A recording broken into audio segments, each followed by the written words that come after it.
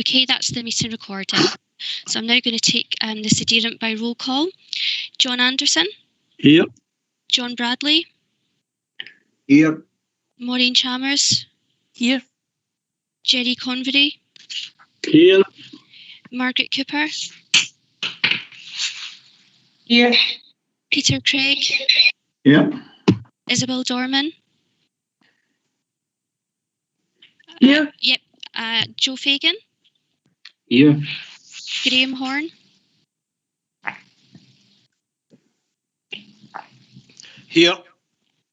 We have apologies from Martin Hose. Anne LeBlanc. Here.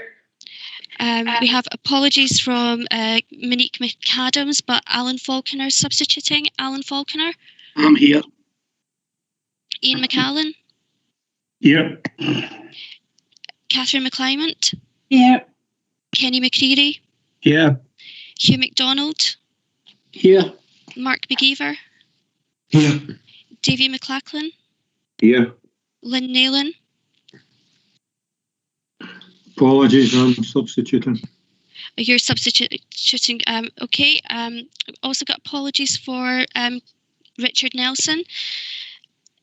John Ross. Nope. Graham Scott. Yeah. I've got apologies for Colette Stevenson, but we have Mark Horsham present to substitute. Yeah. Margaret Walker. Here. David Watson. Sorry, here. And Josh Wilson. I can see that Josh Wilson is present. Sorry. Yeah, okay. So officers present, we also have Lorraine O'Hagan, Louise Harvey, Pauline Elliott, Michael McGlynn, Gordon Mackay, and from Administration Services we have Susan Somerville, Pauline McRae, Nicola Docherty and Karen McLeod. We've also invited members of the press. Is there anyone else that I've missed out? Elaine Maxwell. Sorry, Elaine, apologies. I'll now Mary Cairns, sorry, from Legal Services. Thank you. I'll now pass you back to the chair for today's business. Thank you. Okay, thank you. Any declarations of interest? Yep. Someone. We have Councillor McClymont, Chair. Yeah, Catherine. Yeah, John, can I declare an interest at item 7? I'm a member. I pay a membership to CCI. Okay, thank you.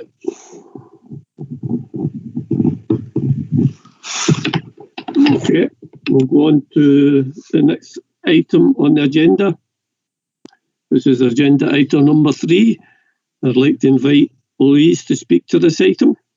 Louise? Chair, we still have to pass the minutes of the previous meeting. Oh, sorry, I've missed that one. Yep. Okay, the minutes of the previous meeting. Any issues arising from the minutes of the previous meeting? No. Can we agree that this is an accurate record of the meeting? I'll move it. I'll second it. Agreed. Okay. Sorry about that, jumping the gun there. Now we can go on to item 3. Louise. Okay, thank you, Chair. This is the standard revenue report up to period 12 of our financial year, which is the 26th of March, and is broadly in line with previous reported position for the core budget and a change to the reported COVID position for the most up-to-date information on expenditure. And this reduces the forecast position by around £1 million from the last committee report. Paragraph 5.1 has the main financial implications with a projected overspend of 8.169 million after approved transfers to reserves. The forecast cost of COVID for the resource for the year is 8.199 million, and this has been updated as we have moved through the year, as I've mentioned. This reflects expenditure for the resource of 4.701 million, covering staff costs, increased domestic waste tonnage, fleet costs, additional PPE and enhanced cleaning, as well as the approved contribution to South Lanarkshire Leisure and Culture. In addition, the resource is projecting a significant impact as a result of loss of income due to the pandemic of 4.811 million, as well as savings not achieved of 100,000 and an underspend in our budget of 1.413 million, in the main due to expenditure not incurred in relation to the food cost for school meals. The core budget has a minor underspend reflecting the activities of the resource across the year, and this includes underspends in employee costs offset by an overspend in the fleet service and the cost of waste contracts. Paragraph 5.4 outlines the position as at the 26th of February with an overspend of 7.066 million, again after our approved transfers to reserves, and the detailed variance explanations for each of the service areas are included in appendices B to F. A couple of budget variants this time, and these reflect movements in the community and enterprise budget from the last report covering the period 1st of January through to the 26th of February, and these reflect the receipt of government grants and the creation of budget to reflect that, and also a realignment of budget within our service, within our fleet service and how we deliver our service. So if I can refer committee back to paragraph 2, the committee is asked to approve the following recommendations: that the forecast to the 31st of March of an overspend of 8.169 million after the approved transfers to reserves be noted, and that this in the main relates to the community and enterprise pressures associated with its COVID response and will be considered as part of the wider funding for COVID across the council. That an overspend of 7.066 million as at the 26th of February after the approved transfers again is noted, and that proposed budget variants as detailed in Appendix B to F are approved. Thank you, Chair. Thank you, Louise. I see Mark's got his hand up for a question. Mark? Thanks very much, Chair. Thanks for that, Louise. I've got a kind of question based on some information that I only got a few hours ago, so apologies I've not been able to bring it to the resource before today's meeting. Basically, I've been told that there's a rolling programme of kind of gully clearance, and we do about 60,000 gullies as part of that, cleared either annually or biannually. Crews spending about 80% of the time on that programme and the other 20% on the kind of emergency work or urgent work to prevent localised flooding and other issues. As we'd expect, there's major disruption to that over the past year, although I'm told it's only partly due to the pandemic. I'm not sure what the other factors were. I understand that catching up is expected to take most of the current year, and presumably that will have a major budgetary impact on the resource or else on the programme for the year and its timescales. I'm just looking to, I wonder, could councillors, if not today, get an update at some point on that? And could I check as well, is that any budgetary impact of that? Do we know if that's in the £8 million overspend so far, or is that for, you know, money that will be in an overspend next year? I'll bring Gordon Mackay in there if it's a roads issue rather than a budget issue, although you worked that one well, Mark. Gordon? Yeah, thanks, Councillor. Yes, there's merit in what the Councillor is describing there. So normally we would have a fleet of 3 gully motors which serve the council area. One of them has been out of action for a considerable period since an accident it was involved in last summer. Also, at the beginning of the last financial year, we had the lockdown situation where we lost about 3 months of gully cleaning capability. So the two factors that are generating the backlog are the loss of a vehicle and that 3-month period where little was done. To address the situation, we have recently procured a 4th gully vehicle on a temporary hire arrangement. So we've moved from the normal 3 gully vehicles to 4.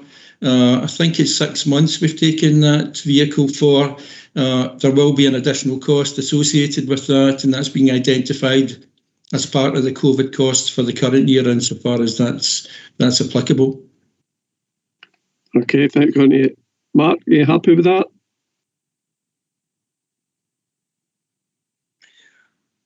Yeah, we'll just move on. Sorry, I took a wee delay there as I kind of tried to reactivate my microphone. Yeah, thanks very much for that. I appreciate it. Okay, thanks. Any other questions? No. I'll move the report. I'll second it. Okay, agree the report? Agreed. Agreed. Okay, thank you. Going to agenda item number 4. We'll ask Lorraine to speak to this report. Lorraine. Thank you, Chair. Agenda item 4 then starts on page 23 of your papers, and it's the normal capital monitoring report that we would provide to committee. So the purpose of the report then is to provide an update on the annual budget and also the level of spend to the 26th of February, which is our accounting period 12. And also this report provides an update on the predicted spend position as we work our way towards the closure of the financial year end. Section 3 of your report gives the background and explains the budget for the year, and the main point to note is that the budget for the resource hasn't changed since we last reported to committee back in February, and the figure for the budget for this year is 37.622 million. Section 5 details the financial implications and the spend to period 12, including the outturn for the year. So section 5.1 notes the total programme for the year is 37.622 million, with spend of 22.143 million achieved to the 26th of February.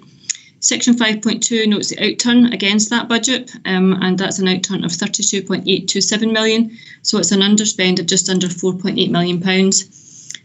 As previously advised, we did show an underspend projected last time round, and as previously advised, the majority of the underspend is in relation to the timing of project spend, where the budget's required next year rather than this current year.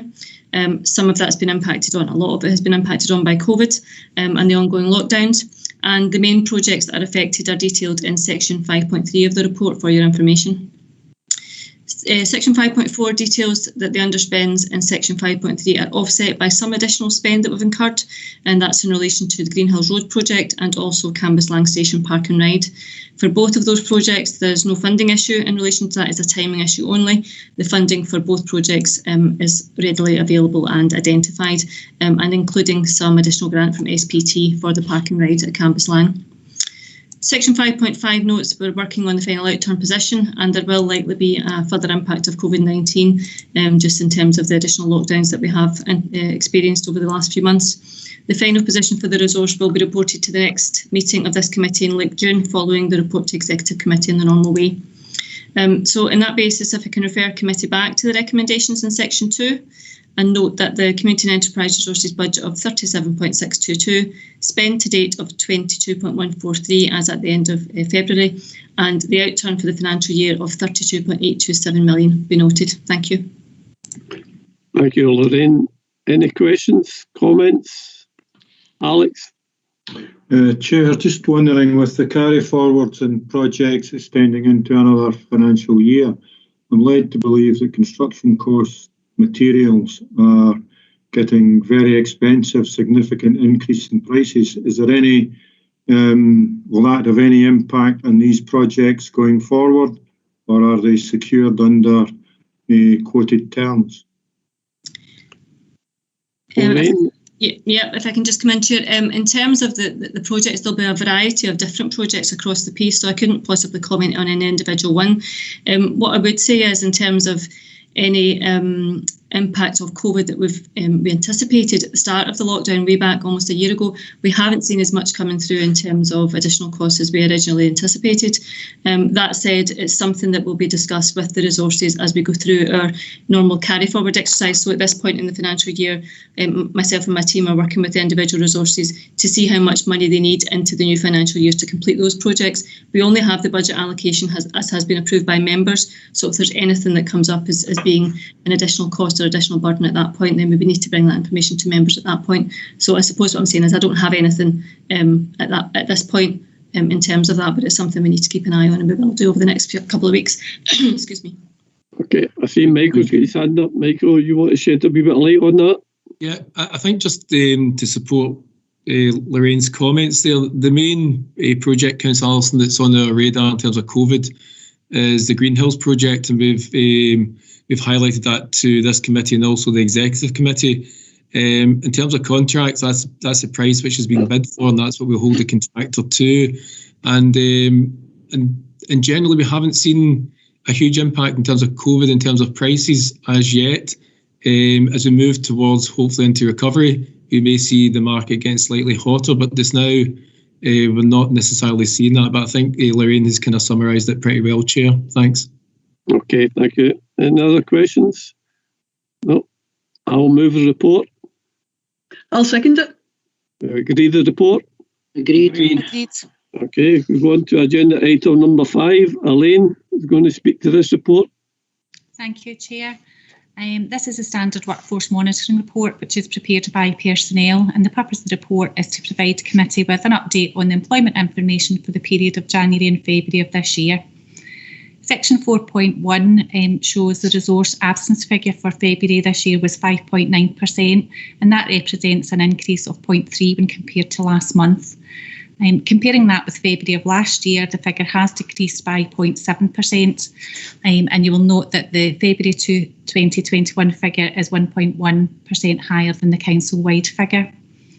Based on the absence figures at February and the annual trends, the projected annual average for the resource for 2021 is 5.2%, which is compared to the council-wide average of 4.3%.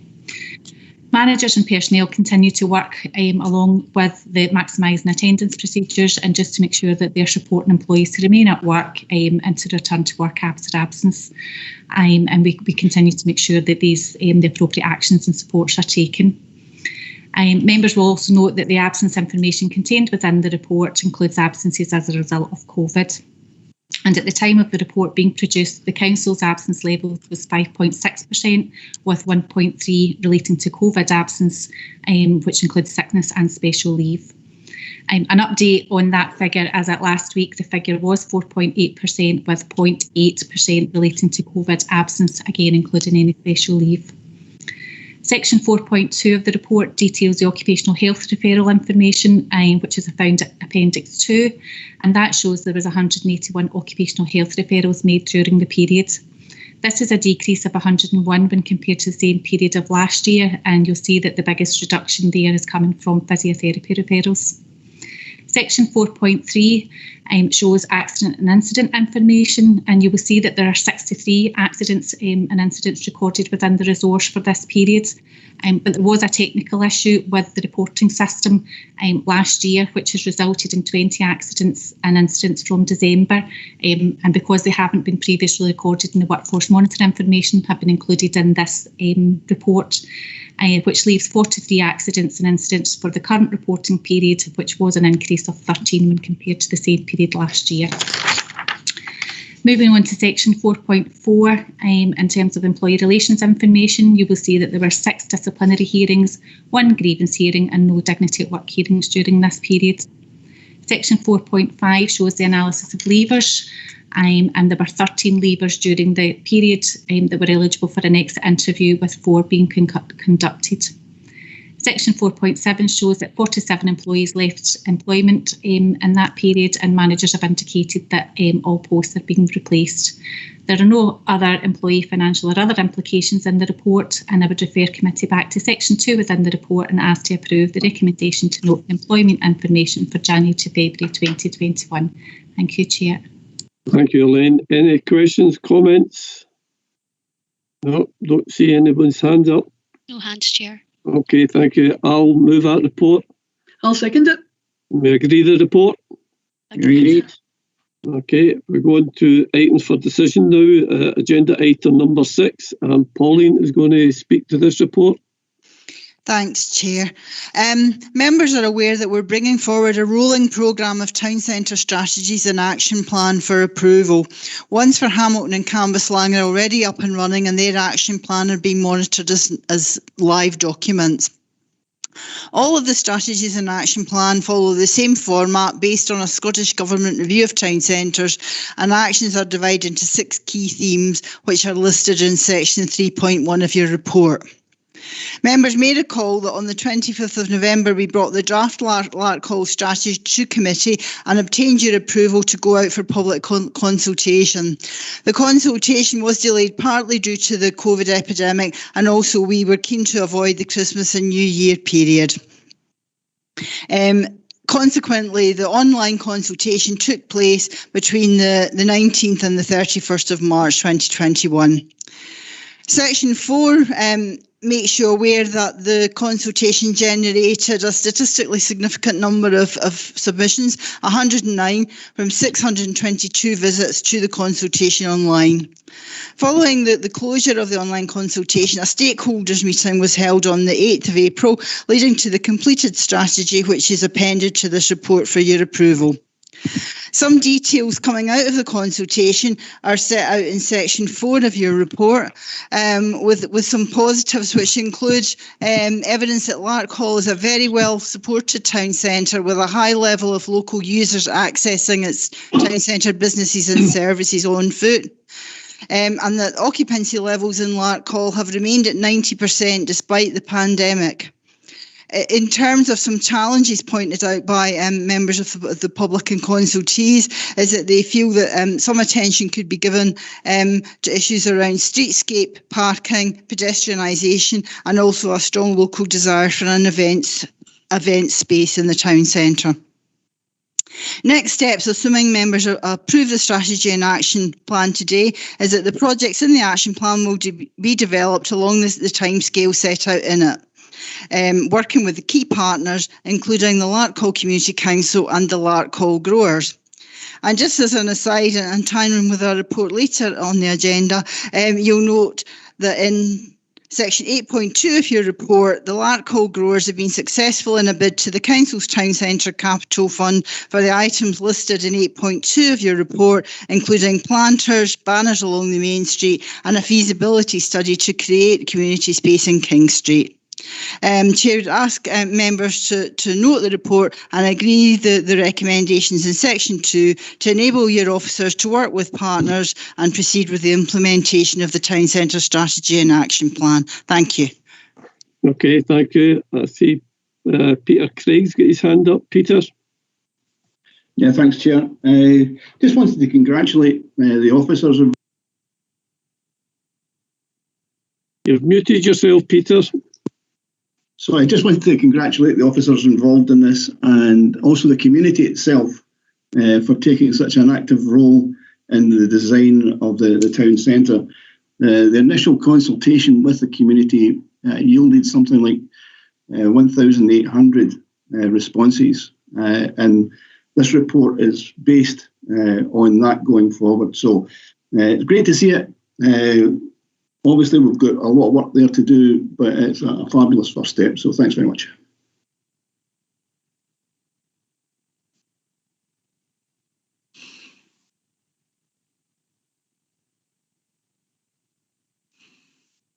Any other comments or questions? No hands, no. Chair. Okay, thank you. I'll move the report. I'll second it. We agree the report? Agreed. Agreed. I want agenda number 7. And Catherine has declared an interest in this one, so we'll just give it a wee minute for Catherine to leave the meeting.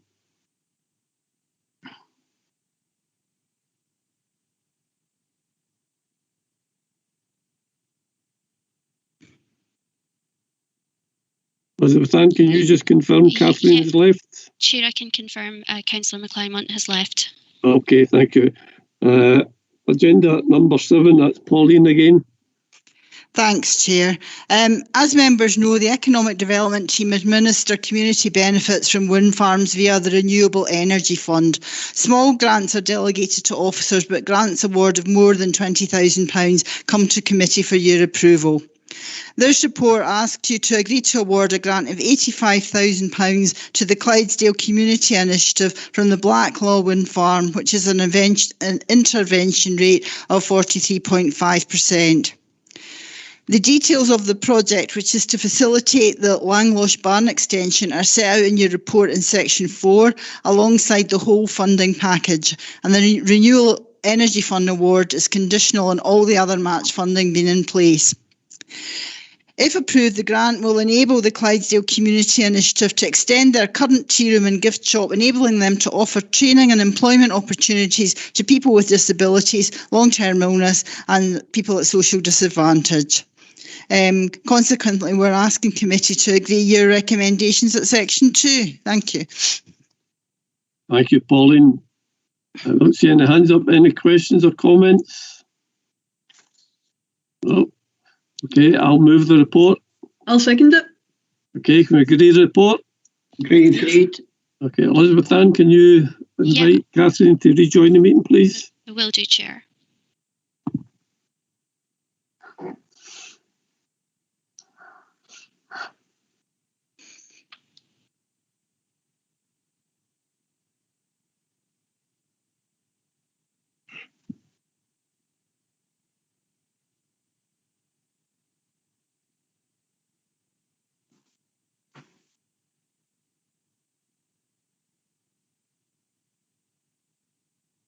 Okay, Elizabeth Ann, can you confirm that Catherine's back in? Yeah, Councillor McClymont's back in the meeting, Chair. Okay, Yes, thanks. Right. Go on to agenda number 8. Pauline's going to speak to this report. Thanks, Chair. Councillors, this is your annual report on the Community Benefit Funds administered by the Economic Development Team for the financial year 2021. It gives you details of the Renewable Energy Fund, the Clyde Wind Farm Fund, the Quarry Fund, and this year Renewable Energy Fund COVID emergency grants, which opened in April 2020. And these are detailed in sections 6, and also included are the new microgrant funds, which were introduced in the 1920 financial year, and the microgrants were the subject of a detailed report to the last meeting of this committee, as you may recall. In your appendix, members can see the very diverse rates of projects supported by these funds. They're all listed there for you. And section 4.3 of your report shows that a total of 106 projects have been supported, with total grants in excess of 1.3 million to support total project costs of almost 4 million, making a real difference to local groups and communities. Attached as Appendix 2 to your report is a publicity report detailing all the good work that's been done in the financial year, and hopefully promote the fund and hopefully encourage more groups and organisations to come forward for funding in the next financial year. Consequently, members, we are asking you to agree the recommendations in section 2 of your report, to note the grants awarded and agree that we promote our publicity report and launch it forthwith. Thank you, Chair. Okay, thank you, Pauline. I see Mark Horsham's got his hand up. Mark, have you got a question or comment? Thanks very much for that, Chair. I would like to welcome this report. As Pauline says, it is amazing to see the diverse amount of groups, organisations and projects, large and small, that have benefited around South Lanarkshire, especially in the Clydesdale area, where a large number of projects have received the support. I want to take this opportunity as well to also thank the many members of the communities, most of who are volunteers, that continue to give their time to help run the clubs and organisations and deliver the projects, especially in these sort of challenging times. So thank you. I think everyone would agree with that, Mark. The communities have done really well, and it's good to see so many of them being rewarded with small amounts of cash and large amounts of cash. So thank you. No other comments, questions? I'll move the report. I'll second it. Can we agree the report? Agreed. Okay, go on to agenda item number 9. These are next ones are for noting, and Pauline again is going to speak to this report. Thanks, Chair. Members will be aware that since the first round of Scottish Government Town Centre Grant Fund first became available in the spring of 2019, and we brought regular reports to this committee detailing the projects supported by that fund, both Phase 1 and Phase 2, also the Council's own capital programme for town centres and the Scottish Government's Regeneration Capital Grant Fund. And I think members asked for an update to come back to this committee. In section 5 of your report, you get a full red, amber, green of all the projects, and if you look at that, members, you'll see that a total of 10 towns across South Lanarkshire have benefited from town centre projects, namely Lanark, Hamilton, East Kilbride, Cambuslang, Forth, Carnworth, Carluke, Larkhall, Straven and Rutherglen, and a further 3, Bothwell, Stonehouse and Douglas so far, have also benefited from being part of the Town Centre Heritage App, which is listed in your list of projects. It's number 7. The Appendix 1 to your report sets out the financial allocation and funding against each project, and would like members to note progress on the report on the projects. Thanks, Chair. Okay, thanks, Pauline. David Watson, you get your hand up for a question or comment? Yeah, thanks.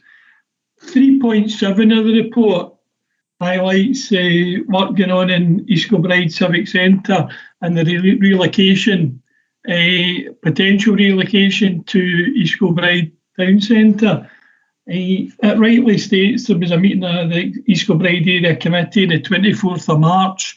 At that meeting, a number of points and comments and what were made by councillors regarding the proposals. And basically, I'm seeking assurance that these points have been taken on board and will be a part and parcel of the work that's been undertaken. And there'll be further reports back to this committee and possibly the East Kilbride Area Committee as the work's been developed, rather than wait until it's finalised. Thanks. Okay, thanks. I think I'll let Michael McGlynn come in there. Michael's at the meeting. Michael? Yeah, thanks, Chair. So, yeah, I can absolutely give that assurance to Councillor Watson and indeed all the members that attended the East Kilbride Area Committee. So probably 2 points is that officers are continuing to work on the proposals, taking into account all the comments and observations that were made by members of the committee. But the second point is that the ownership of the town centre has changed hands. Our view as officers that we continue with the work, the relocation of the Civic Centre, as we discussed at the Area Committee, and also we're looking to engage with the new owners of the town centre to understand what their ambitions are for the centre and whether that still fits with our plans as with the previous owners. So we're looking to engage at a high level with the banks and their agents, and I think at an operational level, officers are meeting with the town centre's operational aspects relatively soon. So again, we'd like to give an update to members in due course once in that position, Chair. Thank you. Okay, thank you, Michael. Chair, can I come back there? Sorry. Yeah, Michael, thanks for that. And you alluded to something that I was going to raise and decided not to, and maybe speak privately about it. But you mentioned the town centre ownership change, and my understanding it is, and you mentioned there, it is to the banks. I don't think, my impression is the banks will not hold on to this long term and they're likely to pass it on or sell it on to somebody else. Am I right in considering that? And then again, we're back to square one, we're talking to new owners again. Would that be the case? Michael? Chair, so I think it's probably a fair comment because banks aren't in the business of running shopping centres, so logic and experience would suggest that you're correct, Councillor Watson, that they would then look to pass that on. But in the absence of actually engaging and speaking directly with the banks and their agents at a high level, we can only surmise that, and that's why we're very keen to speak with them and also to explain our plans and our support for the town centre. So as soon as we've got clarity in that, we'll keep members informed. Thanks, Chair. Right, thank you. Joe, you got your hand up? Yeah, thanks. And actually what I was going to say has just been preempted by the second part of that exchange, so I really won't ask my question. I would just reiterate the need for the council to be the driving force behind this master plan, even though we don't have the ownership. If the ownership is in flux, then we're going to have some leadership from the council to make sure that whoever ends up owning the centre and whoever the occupiers might turn out to be in future, that they are committed to some form of redevelopment. So I wouldn't expect a response because I think David and Michael dealt with it quite extensively. I think with Michael at the helm, you've got good leadership there that'll be taking it forward, Joe. I think you can be rest assured on that. We're going to the man himself now. I'll need to move that report. I'll second it. Okay. We agree to note the report. Agreed. Okay, we'll go to item number 10. Michael, going to speak on this report. Okay. Thank you, Chair. So, members, the purpose of this report is to provide you with an update on the Lanarkshire Economic Forum. And as you may recall, back in July 2020, the Recovery Board at the time agreed to the establishment of the forum with its purpose to support economic recovery and ensure that action is undertaken in a strategic and coordinated manner. So rolling forward a few months, the forum held its initial meeting on the 21st of September and start to begin to define the scope and remit the partnership. And from that, its terms of reference was agreed in November, and that's attached as Appendix 1 for your information. At 4.2, the purpose of the forum is essentially centred around supporting economic recovery, and that will be based around three themes of people, place and business, and I'll touch upon that in a wee minute or two. And it's also to ensure that there's liaison and coordination and cooperation between all the partners, because there's a lot of economic levers out there, and to make sure that there's a coordinated approach. The forum is chaired by Professor Milan Radosavljevic, and he is the Vice Principal of a University of West of Scotland. And as members may recall, I think it's important that partners other than the Council chair this, but we certainly still have a very significant role. You'll see the membership of the forum is set out in paragraph 4.4. Again, quite extensive, shows you the level of economic support within Lanarkshire, generally speaking. But we also have two other memberships coming to the next meeting, and that is NHS Lanarkshire and also our voluntary sector partners. And I think that should really complete all the stakeholders at this point in time. One of the first activities that the forum undertook was a mapping exercise to look at all the activities which has been undertaken by the partners, and really to understand how they're starting to support economic recovery. And this would actually provide a basis to determine whether that support and activity is meeting the needs and demands of the economy.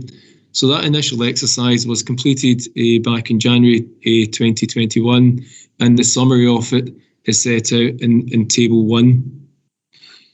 The forum has also engaged the services of the Glasgow City Region Intelligence Hub with the purpose of to establish a social economic baseline for Lanarkshire, basically evidential data. And this will highlight the key strengths and weaknesses within the Lanarkshire economy, but it will also help identify the challenges and future priorities, and therefore provide a base of actually continuing with activities we're doing this now, or designing new activities to support local economic recovery. As I mentioned a minute ago, we will be working around three themes of people, place and business. And the reason being is that whilst the main forum provides a mechanism for bringing the partners together at a strategic level, the detailed work will really be done at the subgroups itself. And it is on that basis that we've framed the subgroups around the three thematic areas. And probably just 2 points to highlight in that, Chair. First, the subgroups will be chaired or co-chaired by partners, and that is really to ensure that there's accountability and responsibility across all the partners to ensure that matters are progressed, i.e. it doesn't necessarily always have to rest with the councils. And I think that's important. Bear in mind, we have some national agencies in there such as Scottish Enterprise and Skills Development Scotland. And the second point is the people theme has been divided into two to look at employability, and also recognising skills are related but two separate items, and also the actual depth and breadth of these areas I think merits two groups. And in particular, I think skills is a very important area, and our colleges and our university has an incredibly important role in taking that forward. So, Chair, just in summary, 3 points to highlight. As I mentioned before, the forum was established back in September, and as members and everyone will be aware, our economy had effectively closed during lockdown. Council officers have been focused quite rightly on delivering business support grants, but that's had to take priority over mainstream economic activities. At the same time, our partners such as the colleges and the Scottish Enterprise and SDS, indeed the private sector interest, had their own operational challenges as well. So I would have to say that the progress on the forum has been understandably impacted on that. Having said all of that, the structure is now falling into place. Initial partnerships are starting to develop through initial meetings of the forum, and I think this provides a sound basis to develop and implement interventions to support the recovery and growth within the Lanarkshire economy. And just lastly, I do recognise that the LAF in effect replicates the previous Sustainability Economic Growth Board. And at this point in time, it's been suggested that the Growth Board meetings can be put on hold. However, it's still important as a council officer that we keep the Community Planning Partnership Board up to date and also members of this committee. And Chair has proposed that we provide regular updates to both the board and the committee as appropriate. So hopefully find that update helpful, Chair, and we just ask members to note the contents of the report. Thank you. Thank you, Michael. I see Margaret's got her hand up for a question or a comment. Thanks very much, Chair. Yeah, it's just a comment. Thanks for the report, Michael. I think it's a really comprehensive report. I think the work looks really exciting moving forward, and hopefully when we're moving out of all the misery of the past 2 years, I think there's going to be a lot of opportunities to take forward. But also, just a quick question, there's obviously going to be a lot of work done within each of the separate subgroups, and a lot of it will cross across all our areas and the work that's going on in different areas around economic development. Thinking my own area, there's tons of stuff going on around the streetscaping, the building of the social housing, the business input. So it's just to say, will there be, obviously at some point, not right away, but some sort of matrix or implementation plan and a resource envelope to identify where all the various bits of finance and money's coming from, that will eventually kind of come to the Community and Enterprise Committee for comment by elected members, because I am aware of the decision that was taken that no elected members would be on the forum. So it's just to ask that if there will be a sort of implementation matrix coming out at some point. Thank you. Michael? The short answer to that is yes, to keep members informed. The initial table, and I do appreciate it's a gross simplification of all the work that all the partners are undertaking in Table 1, just below 5.2. And I think that the purpose of that was to understand all the intervention activities that's going on. But my own view is that once we recognise what the economic baseline is, that will identify where we need to intervene. And you maybe refer to it as a matrix, but it's essentially a work programme for the group.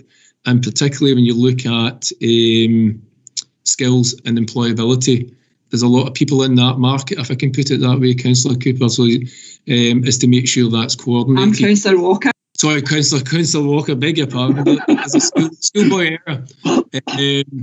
The point is that when we're very keen to get the private sector involved in it, they'll understand what the skills are going forward.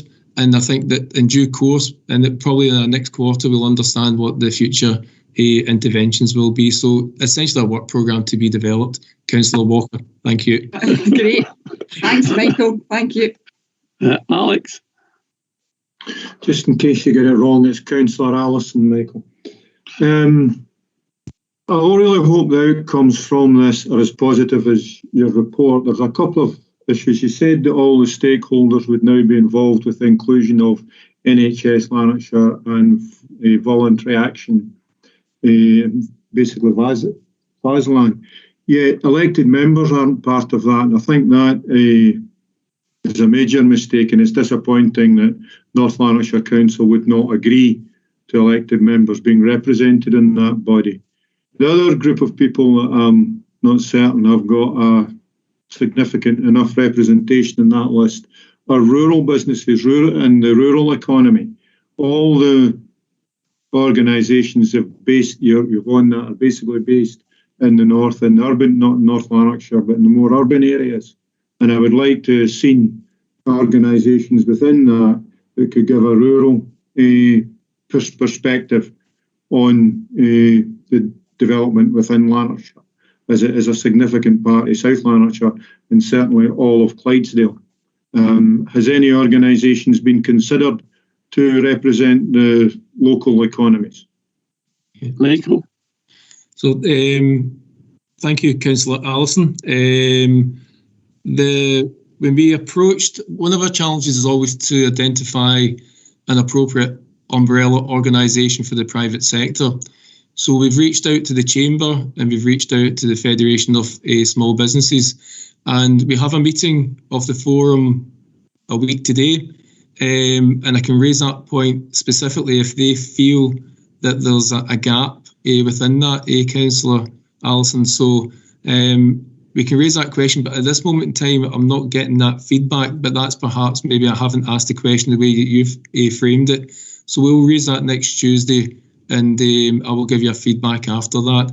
However, if you feel that there's a umbrella organisation out there that could contribute to it, please let me know, because sometimes we do find it a bit of a challenge to identify such organisation, which is understandable because businesses are so busy running their business, and they may not have time to do that.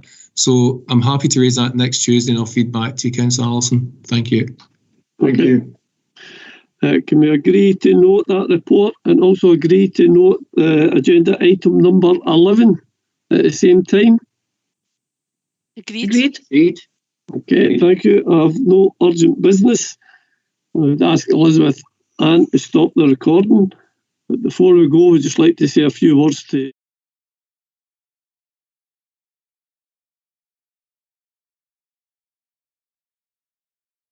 I think Gordon had been working in local government for 36 years, the past 25 of these with South Lanarkshire Council as the head of the Roads and Transportation Services. And I know Gordon could look back in his time with the SLC and look at the achievements that he's achieved and a job well done. And I'd like